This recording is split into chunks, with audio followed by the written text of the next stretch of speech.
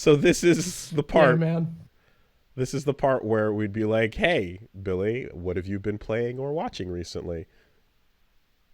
Um, Yeah, what have you been up to, man? I've been. I mean, I feel like with everything coming out at the same time. I feel like anything I say, pretty much everybody's gonna have played it. I've been playing Tekken 8 pretty much like Oh yeah. nonstop. It's yeah. like the only So, thing I've been doing.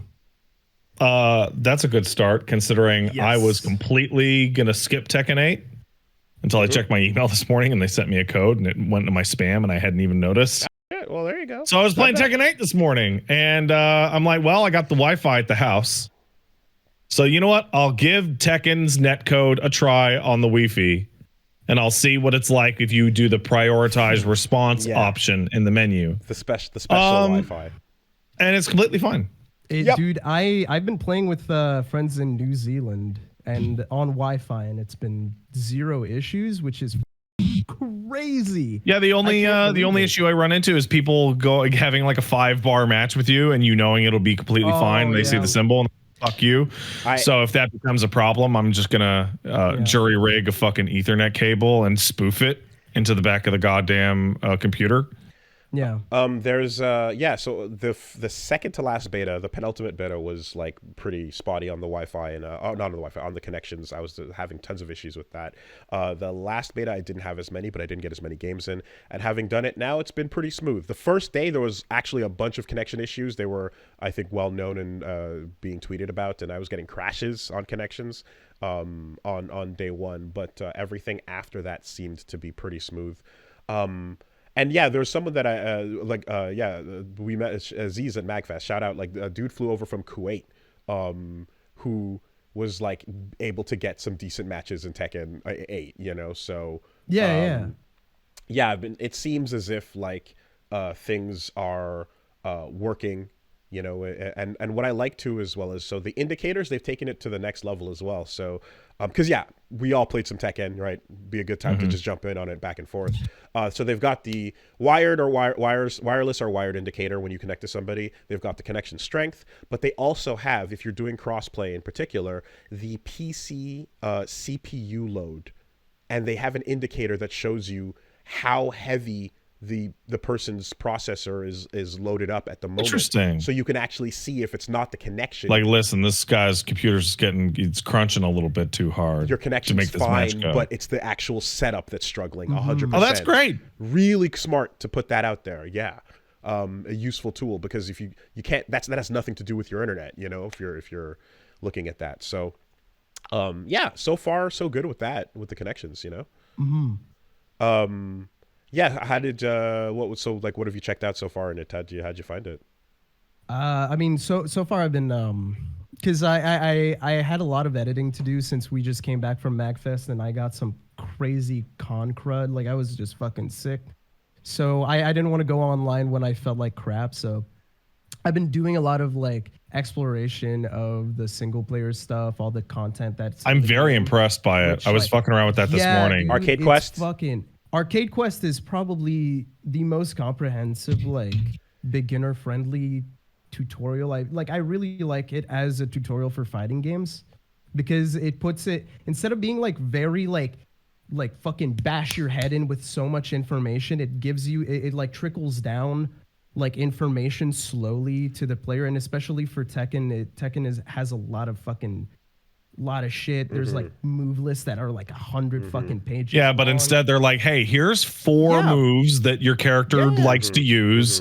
Do you want to learn how to use the heat system? Okay, give me a combo using the heat system. Oh, good. Cool. Let's have you fight a little tournament so you can see what's what. Use a heat combo. It takes, the best part is, sorry, go ahead. Oh no, I would say that, like, so what it does is it feels like it takes World Tour in Street Fighter 6 in a way and kind of just compresses it into a much shorter condensed experience, so that it serves as just a tutorial, you know. But it's still a tutorial that has like context. Yes. And a little story, and I think if you're new to fighting games, I feel like that's the perfect way to get into it, because you still get the vibe of like what the fighting game community is like, even if it's like a virtual, like it's not real, like it's a little virtual thing, but still like you can still get the vibe and see like the community aspect while learning.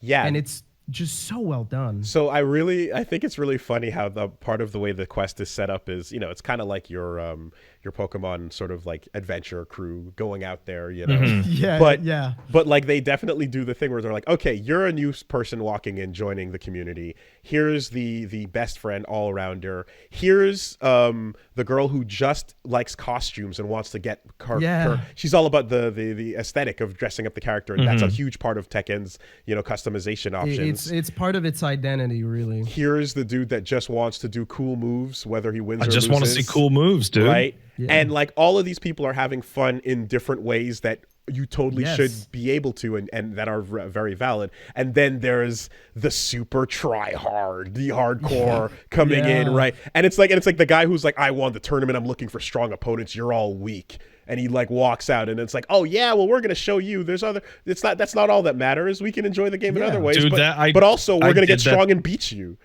I did that this morning, and I was rolling my eyes because they're like, hey man, just because you might be better at us in Tekken doesn't mean that we're not just as valuable members of the community. And we're gonna show you that playing with the costumes or just seeing cool moves is just as valid, and we're gonna show you that by training super fucking hard in the lab and placing in tournaments and beating you. Like the stupidest fucking thing, right? But it's the idea. It's the idea of like, oh, well, here comes the gatekeeper. If you encounter this type of person, don't let that discourage you, right? Yeah, and then you spend time going to each different arcade, and they all have their different specialty. And here's the arcade that's all about people that want to show off their character's design, and here's people that want to do this or that. And so like and that reminds me of like, again, the Pokemon team going on their adventure, all focused on different things, because in this case, right, many people that are like going to be like, oh, it's all people that are just the same guy that's like, it's all about strength, nothing else matters. And it's like, actually just having fun with these games is a really fun thing, for fun, for glory, for the shit I do on Get Into Fighting Games, like there's ways to just set little like you can have fun in tons of ways that's not just about like getting top 8, so it's fun to integrate that right into get top Quest. 8 though. A lot of the Tekken things that there. I really like about because the little 4 moves that it tells you, like, hey, check out these 4 moves, these are important to your character, and these are like the basis of their play style. What's cool is that it changes with every tutorial, so it like the way it drip feeds it. It also adds like, okay, the reason why this specific move is important is because it's a tornado, and a tornado is a combo extender. And then it goes on to be like, this move is important because it can whiff punish a shit ton of stuff, or it can like just block punish a shit ton. And it like really goes deep into it, but it never feels heavy-handed or like you're getting like it doesn't feel heavy. It feels good. I don't know. Introduce the concept and demonstrate one example of it. Yeah, and since every single arcade has like the specific opponents, they will use like I don't know. You learn like a power crush move, and then you fight against an opponent, and they're going to constantly like they're going to constantly be like, you need to use a power crush move to win at this specific arcade. Yeah, behaviors. It's good. Yeah. It teaches such good behaviors. So that was something I first think I saw in Them's Fighting Herds, and then they did it a little bit in Street Fighter 6 World Tour. But here's an opponent who just blocks everything, and you have to learn how to crack that open, right? Work your throws in. Here's an opponent that likes to just be aggressive. What's the way to kind of play around these different play styles is something that's very useful. I opened up my Get Into Fighting Games with this, but an even better educational tool, especially if you've played some Tekken before and you're a little more familiar and you're coming into this with a basis. The fucking replay system. Incredible, dude. So good. And this was something that was introduced at the end of Tekken 7 with one of the later updates. And what they basically have, and I put out a little video on it just breaking it down, is I've asked for a feature for a long time now. I've repeated it all over the place, where it's just like, if we're using, like, especially when Harada's talking about like AI, it's like, if we're using AI to create ghosts and mimic players' play styles. That means we're looking at the moves they do and when they do them, like the shadows in Killer Instinct, for example. There's like, okay, round start, what do you like to do? When you get swept on the ground and you get back up, what do you like to do? What do you like to do when you're in the corner, right? And it actually reads all these things and then creates a profile of a ghost player that fights like you. So if it has all that data, why not take it and actually go, hey, here's somewhere where you actually could have done something better that you might not know about, you know? This game, it actually implements that. My version of it was after the match, suggest 2 or 3 things and let you go in and try it. Here, you're watching the replay and it'll stop the match and go, by the way, when you block this big explosion, you can actually do a punish. Here's something that you should do that you can do right afterwards, you know? I can't believe they actually went through the trouble to include that. Incredible. That is complex. It's honestly difficult. Yeah. And it's so good because it's like it pauses the game, it tells you do this after you block this big explosion, and then you can press X to go into like the little training mode menu to like practice blocking and then doing it, or and I find this much more realistic and useful, you can do the replay takeover, which lets you take 10 seconds of the replay, and at any point you press a button, you're now in control of this sequence to actually do it in match. You know? I feel like you can part even of this, like sorry. you can like either take control of you or you can take control of the opponent in the specific moment. Yeah. Like so that you can see like literally every fucking possibility of what could happen depending on what you're doing currently. It's impressive, genuinely fucking crazy. And you get to see as well that like so this is the recommended punish, but in the situation that happened in this replay, it was like, oh, I'm fighting against Victor, and he did a version of his explosion with the sword that was in heat, so it made it actually not punishable in the same way.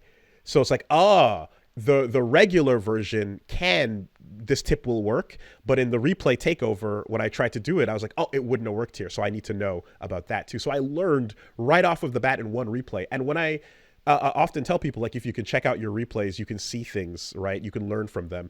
This game is making it so that you don't even have to go through you don't have to parse how to watch a replay. It's doing it for you in a way and telling you, here's a moment where you landed a crumple, but you did a very light combo. Here's a better combo you can use, or something simple, you know? It's really interesting because there's also a function. I mean, these are obviously, someone had to program these in, right? A human being had to write these. These are not automated. Yeah, they're in there, and they're basically set to, there's 4 categories it breaks down to, which is recommended combos when you have an opportunity, recommended punishes, how to break a throw, coming left or right, and moves you can duck under.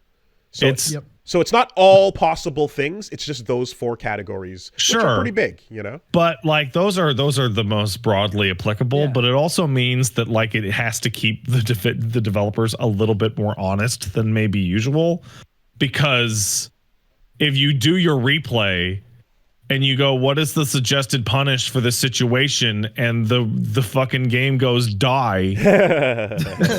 I mean, I'm not going to lie. That's happened a few times while I was watching my replays. It just pauses at a certain point and it's like, you're fucked. Oh, really? You fucking die here. Yeah. No, sometimes it just like pauses on a moment and just like, they put you in a bad situation. Yeah, you shouldn't have done that. I mean, what it means is basically like you shouldn't have done that. That's what they're talking about. The way, so the particular instance that I was describing is one where you can take over and try every possibility and kind of realize there was none. It was checkmate, you know, and confirm it. But the funny part about this, which has become hilarious and toxic online, is when dude's like, nah, it was like, what the fuck was I supposed to do? And then it's like, oh, send me the replay. Let me take a look at that for you. And then and then the better player will go in and drop, I fixed it for you. Here's what you should have done, right? Just to like and re-upload, like, yeah, I solved your problem. Actually, you were just ass. That's your bad skill issue. And here's your homework showing you, you know. So like you can either use it for educational or fucking toxic purposes. You know, and I love that you get that information just watching. I got that from watching my first replay, you know. Nice. I turned on the options and then I just looked at it, and it's like I like to personally, like, you know, I like labbing, I like learning and going into and watching a bunch of habits and things like that. This, I learned so much using these tools from watching one match, you know? And that was what I looked, you can watch the video that I put out about the Tekken 8 replay system and see, like, yeah, we just go through the span of one match and learned like 5 or 6 really important good things about the new character who's Victor Chevalier, who's just fucking Noctis in cosplay, you know, and teleporting all over the place. He's wild. So you need to learn people shit. hate me because in Tekken 7, Noctis was my main. Oh man, people fucking hate me. Well, they can hate you now. Oh, yeah. Yeah, they can hate me now because I'm now maining fucking Victor. He's two. No, come on. That's what Reggie was doing. That's because it's what it is. Listen, all I'm saying is he's cringe. It makes sense though, because like Noctis is a character. What? Because he's French. I'm French. I'm cringe. We're both cringe. He's coming in with the Parisian accent though, talking about la puissance. Yeah, no, sir, it's different. You know. But the Noctis like bit makes sense because it's like, here's a guest character coming from a very popular franchise, and a lot of people that have never played this game are going to be just playing Noctis for the first time that are Final Fantasy fans. So let's make him really Let's just adapt that moveset over and make it really simple and not be something hard to play, right? Similar with Elphelt actually in Strive, when they're like, a lot of people liked Elphelt as a character and her design, but felt her stances and stuff were too complex. So let's just make it a very beginner friendly character, and like Chevalier kind of takes that spot. Did you check out any of the Dark Awakens? I want to talk about. Listen, I'm not going to spoil anything because I think Dark Awakens, the main like campaign, like following the story of Tekken. I've always loved the story of Tekken for how it's kind of dog shit. It's but, like, batshit crazy. It's so stupid. Dog shit, but like you don't have to mince words. It's so genuine. It's so fucking real, bro. It's so fun. And the amount of fan service that they crammed into it, like, all I'm saying, dude, Tekken 8's campaign, fucking peak. Hell it's so fucking fun. It's so crazy. I've seen some shit and it dude, looks. I haven't seen Dragon anything Ball. yet, but I've heard a lot of people are like, this one's great. I'm really excited. Back like some music, like that, like they bring back music from the previous games in the most hype fucking moments, and it's like, bro, they know what they're fucking doing. They are so like, a couple it's people fucking awesome, bro. A couple people It's have so told fun. me that it's like, it's the fighting game story mode, but like they're actually getting good at it. Is what I've been told. Yeah, it's like they know what they're doing, and it is cheesy, bro. Perfect. It's so cheesy. I'm jumping into that this week for sure. It's- I can't wait. Yeah. I love too as well. I'm very happy that the arcade mode endings are still as insane as they need to be. They need to be complete nonsense. And I I'm only glad did that one. they went back. I'm actually glad they went back to CG, like proper CG, because I mean Tekken 7 I think had like a lower the budget, visual probably. novel yeah, cutscenes. no. They all the cutscenes were like done in engine. No, and they were fuck that. Right. They were videos, but they were videos done in engine, and it was like not great. Now they're going fucking balls to the wall again. Though the intro cutscenes awesome. are pretty like visual novel-y. Like they're kind of sliding some it's PNGs fine. around, you know. But yeah, the endings need to be the goofy. Everyone remembers the Tekken 3 and all those classics, right? So Steve Fox's ending is the only one I saw, and it's exactly what you kind of hope for. It's so silly. It's so stupid. It's awesome. His like face is so weird in that game, and I'm like, what is happening with his model? And it's like, this is like, I almost want a headcanon that his ending explains why his face looks so weird. It doesn't at all, but he just goes on to become the like multi-class boxing champion, and he goes from, you know, middleweight, welter all the way through the classes, and when it gets time to go to heavy, we gotta fucking get huge. It's huge quest time, you know. And so Paul and Law just walk in on insane Giga Chad Steve, like just deformed, bursting, like it's. Hey guys, like a Grandpa Backy character. I'm ready. Yes. Kengan Ashura, like fucking absolute backy mode, you know. And I'm like, yeah, Tekken's back. That's it. That's the endings you need. The new characters. He looks like Buff Riku, I'm not gonna lie. The new characters, like my main thing for the longest while was, why are we only seeing returning cast? Where's the new? And the 3 we got, I really like all 3 of them. It was gonna take a lot to pull me off of King and Devil Jin, and Reina is like the Tekken character I've wanted to play for like 20 years. Oh yeah. So I don't know how much you've played with her, but there's a character that she's emulating from a different game. She actually plays a good deal like Ayane from Dead or Alive. Oh, okay. Because purple characters can spin through their stances. Okay. For some reason. So I did mess with her enough to get most of it down. And there's the hybrid Mishima stuff. There's the Heihachi moves that are right there. And then there's all the spins and rolling extra stuff from her. I forgot the name of the style. So that's I don't know. But that's like Ayane.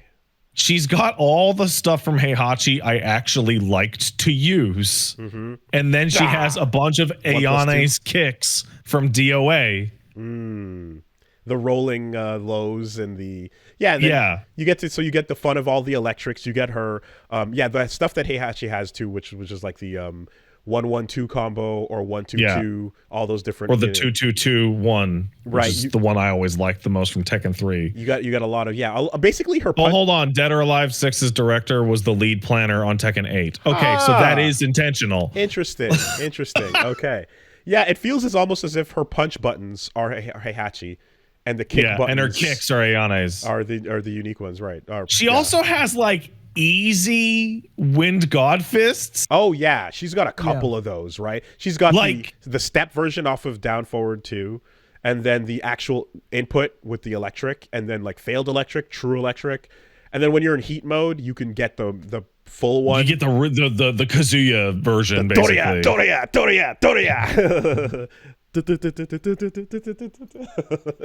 And it's just like, do I need the good version? Okay, I'll do the good version. Yeah. Do I just want to juggle them one more time?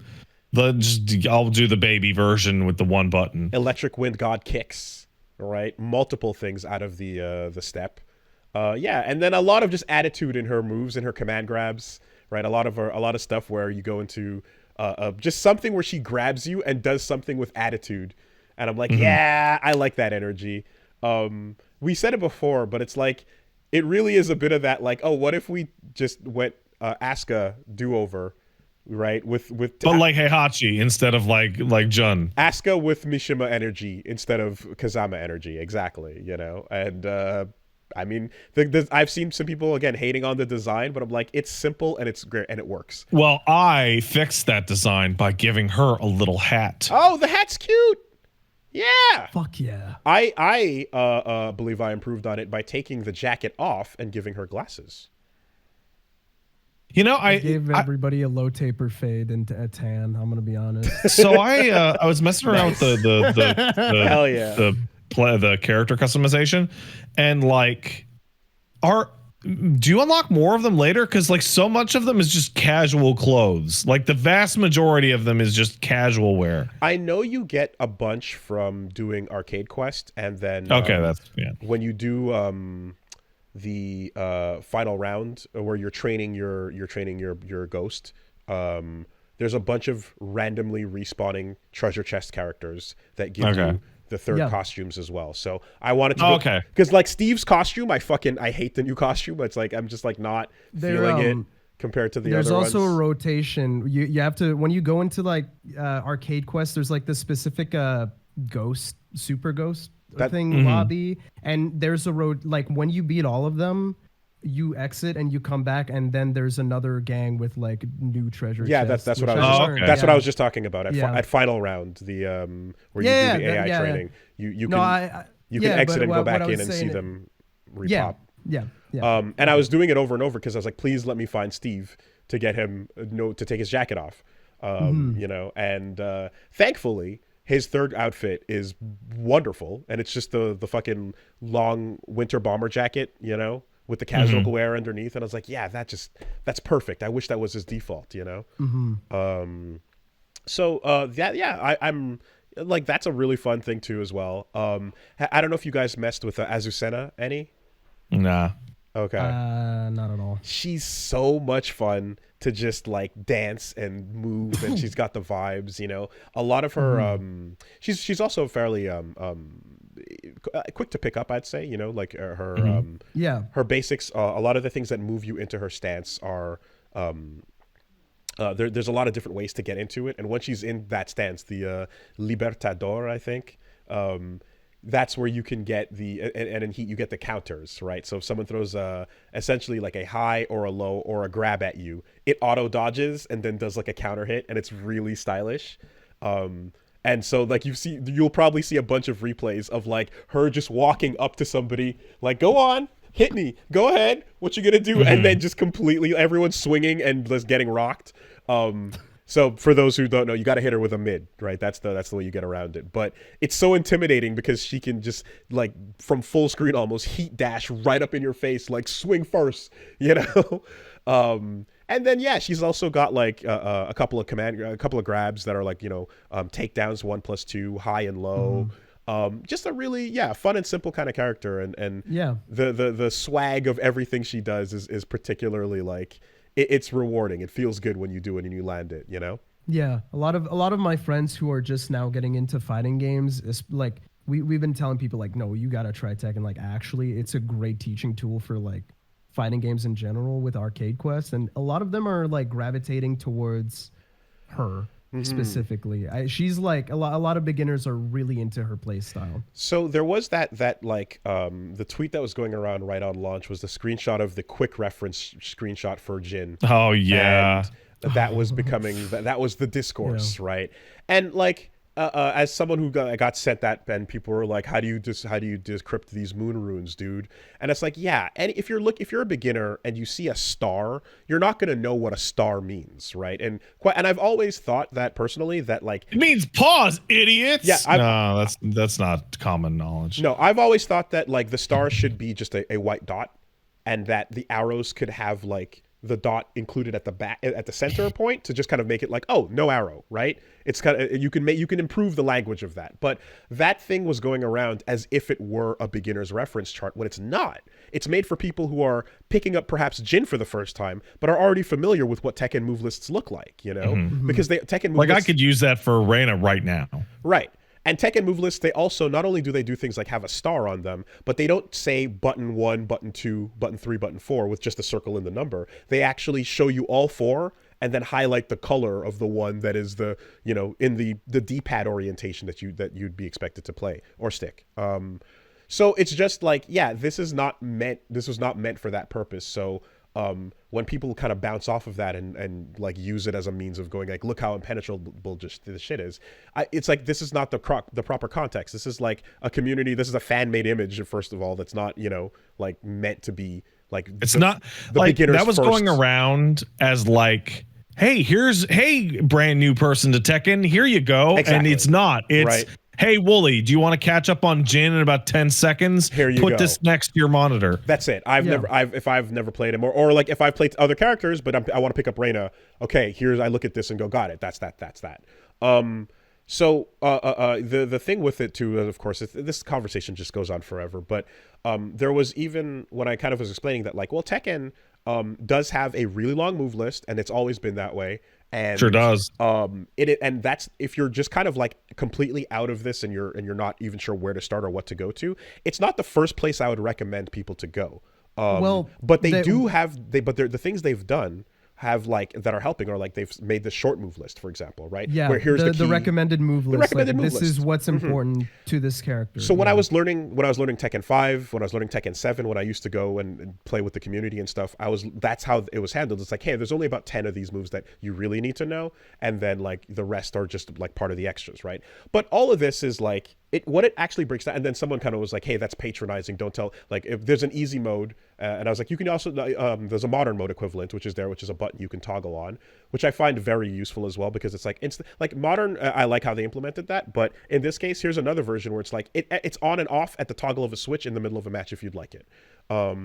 And you can access it and then go back to the regular setup if you'd like to. So strangest implementation I could imagine. And I think the reason why is because it wants to give people the, you know, it's like, don't feel shy to use this when you want to, and then experiment, almost like with having the ability to press the Hadoken button or try to do the motion, you know, like. Well, the other thing is that it to me, it's like, I mean, Street Fighter 6, we saw a variation where some people were like, the modern version of this character has advantages that nobody else has because of the way their moves were. Like modern Zangief, right? Has like the one button 720 is nightmarish, and then that's not the best for everybody. But this essentially goes, do you want to switch to the version of the character that can do this more easily? And I believe there's a damage difference. I'm not 100% on that. Someone can confirm, but I do know this. It gives you essentially access to like 4 easy combos or a move that are important. You know, what is I think crucial every time this discussion happens is that when looking at it and going like whether or not this is something that beginners should use, and again hearing people go like, no, they should just learn like the rest of us and don't be patronizing about these modern modes and stuff. I think it's like there are many different kinds of new players and beginners, right? Some people that are like the people that are already playing Tekken, we all started somewhere, and there's people that are like more willing to take on the unknown. If they don't know what's going on, dive in and they'll see in the move list, oh, here's the 10 key moves. They'll start messing around, they'll start pressing buttons, and they're already learning, right? People that don't know that are willing to go find out, they don't need the extra part of it, and so that's fine. They can just discover the game the way we all did. There's some people, however, who are much more nervous about this stuff and do need to be told or reinforced, like, hey, where should I start? What should I look at? And if they see something like that, they'll see the chart with the Jin moves and be like, this is kryptonite. I'm afraid of this, and I don't want to interface with it, right? Then you have a weird third category, which I fall into, in which I've played every Tekken game and I've put thousands of hours into it, but I've never been any good at it at all. And I've almost never played against other people. So I'm like, yeah, you know what? Slather me with some tutorial sauce. I was messing around with Eddie Gordo in the demo disc back in the day, and I kicked my cousin once or twice, and I always loved it, but I never really went that. Yeah, just long time admirer and fan of the playing casually, for sure. And that's all. That's all. There's different types, right? And so it's definitely important to like have things there for people that are nervous or about interfacing or do want to figure that out. I mean, it's the same way kind of people will ask like where to start when getting into a given series or so, or like they're like not 100% sure. So and a whole part of why I do get into fighting games the way I do is to show that it's like you don't have to overthink it. You can definitely just start playing and having fun, but these things can only benefit, you know, giving people these options. It's a really, I'm glad it's there. One thing that sorry. No, after you, man. One thing that I think is really fucking cool though is if you want to dip your toes into like, because I know a lot of people have like struggle with going online and actually like fighting with real people. One thing that I think is really cool is because of the ghosts, like the ghost battles and everything, you can still dip your toes into like play against other people and seeing their play styles without actually having the pressure of going straight online, you know? Yeah, a lot of my friends I've been talking to, they were like, well, I'm too scared to go into Tekken Arcade Lounge, but I can just jump in, like fight against like random people online without the pressure of being online and like all the mental blockage from that. It's cool. Getting different styles of if you're going to play, if you're someone who was going to train against the CPU, getting different styles of CPU certainly is a difference. I remember going back to Virtua Fighter 4, like, you know, there was the ability to go tour and fight against different arcades' best players, you know, and then see the unique styles of that they would play. So like adapting, you know, a particular player style into the computer is like, yeah, there's utility to that as well. There's a limit to it, of course. But the ability to, you know, get better in a low pressure environment, I think, is what's most important to new players. Yeah. Good game. I like it. I'm going to play more of it. I think it's pretty good.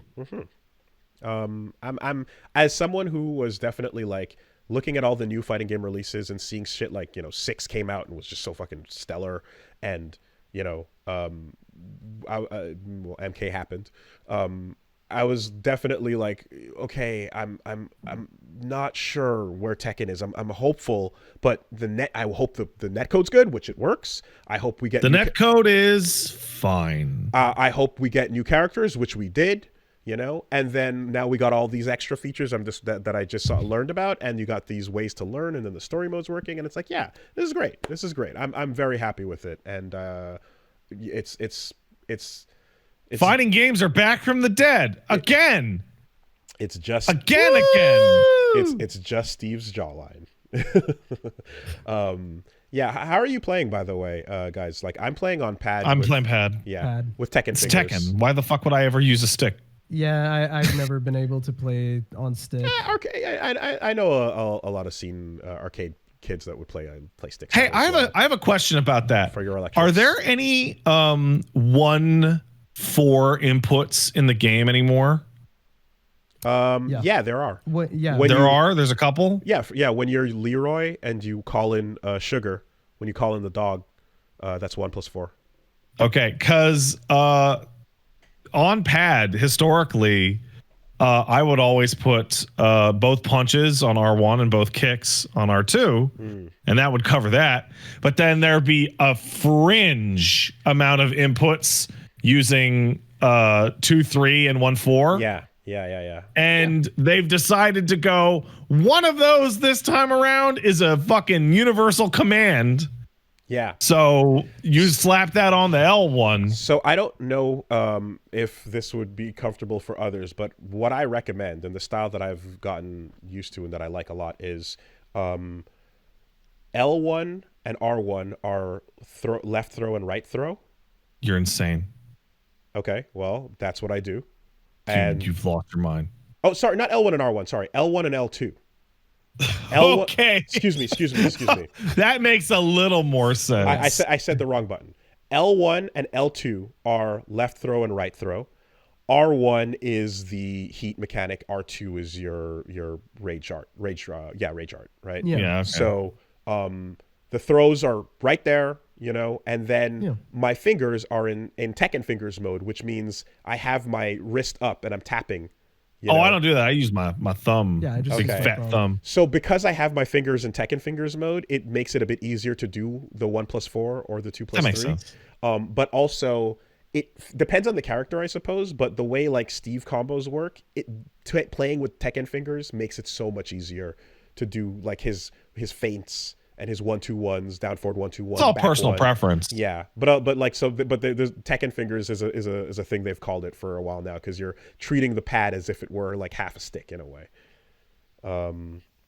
Good shit.